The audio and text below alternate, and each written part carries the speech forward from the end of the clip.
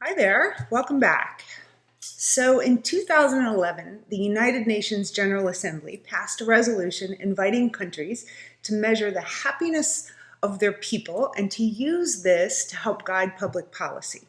The first World Happiness Report was released the following year, and every year since, they released those reports to the public. This year, of the 157 countries that participated, Norway ranked the happiest country, which is pretty special in and of itself, right? To be the happiest country in the world. But it's not just the people in Norway that are happy, even their cows are happy.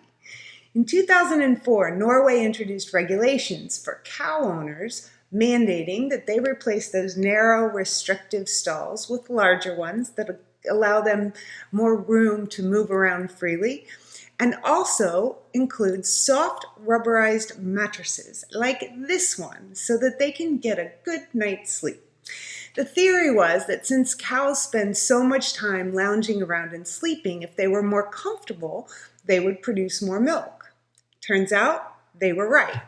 Well-rested cows are happy cows, and they produce 5 to 6% more milk. Neuroscience tells us that sleep does contribute to overall well-being and happiness, but we're learning a lot more about the impact of sleep on brain function. Recent research shows that a lack of sleep is directly correlated to emotional instability, diminished memory, and erratic decision-making.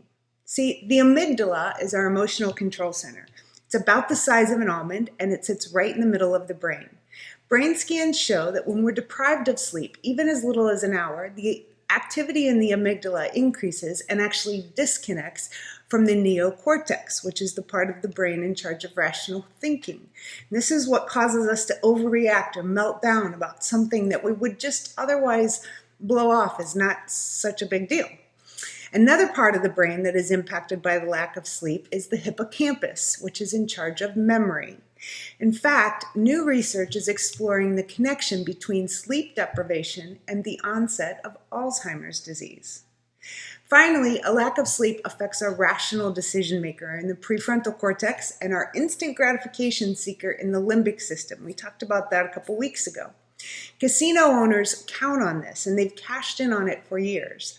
In a 2011 Duke University study, participants were asked to gamble in the name of science, obviously, and given an opportunity to improve their play in one of three ways. They could either increase the amount they could win, decrease the amount they could lose, or improve their overall probability of winning.